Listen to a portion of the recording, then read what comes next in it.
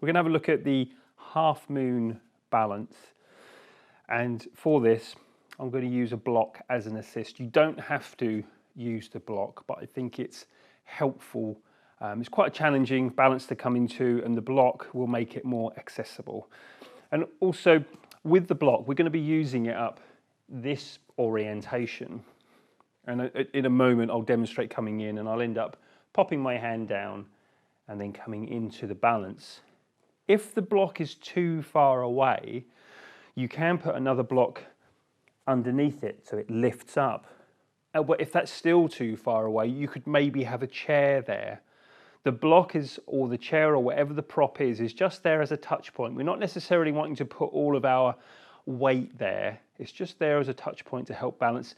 Similar to when I was doing the demonstration of tree, if you were a bit unsure, you might have the wall there or a work surface just to touch, or at least give you a little bit of security if you were, if you weren't feeling very confident with it.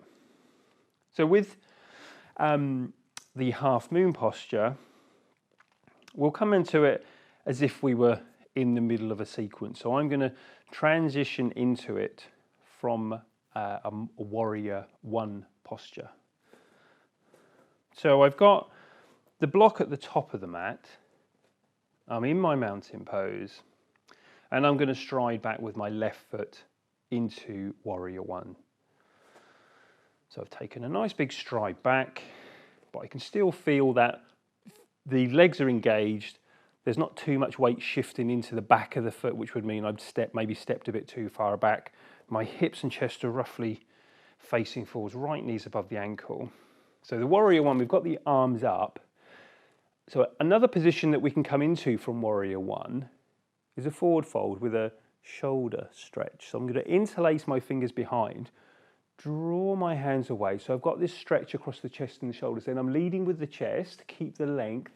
Then I'm allowing the head to hang. And if I can, I'm going to work my hands towards the ceiling.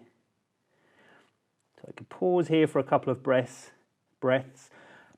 Arms come down, so I'm staying folded forward. I've got the block here. Stepping my left foot forward slightly. I'm going to move the block forwards because I kind of intuitively know that it needs to come a little bit further forwards.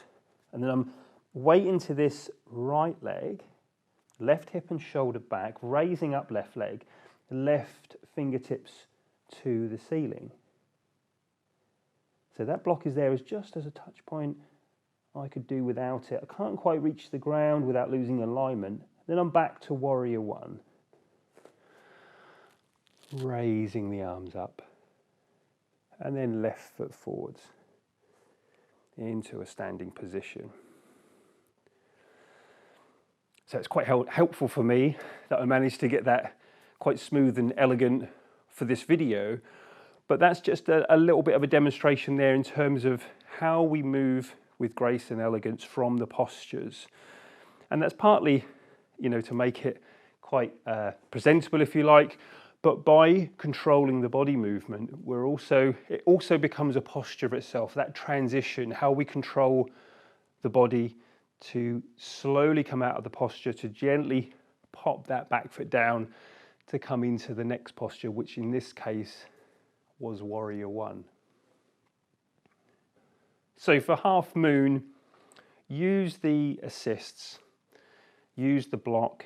If you need it higher, have another block, have a chair if you need to. If, for example, you were really struggling with half moon, but you were kind of getting to grips with maybe some of the other balances like tree pose and warrior three, try not to get too discouraged. There's always working towards in yoga. We're always looking at how we can improve and evolve our yoga practice. And it isn't all about the physical postures and having them looking perfect. It's about what's also going on internally in terms of our self-awareness and our mental and emotional health, which is kind of it's a side effect of when we're very focused in this physical practice. And as with all of the balances, you might not come into say, for example, this half moon posture fully. There's a lot going on there, which is requires strength and flexibility as well. So we sometimes will have to work on the strength in the legs to hold your body, and we'll do that in other postures. We'll work on the flexibility to allow this back leg to come up. But the whole time, when you're practicing, the whole time in a balance, that we're taking the weight through one leg, then we're balancing. You know, even if your half moon was, you're kind of getting to this point because you didn't have the flexibility or the strength to get this back leg up, and that's absolutely fine. As long as we're quite comfortable that we're working on how we challenge ourselves to improve moving forwards.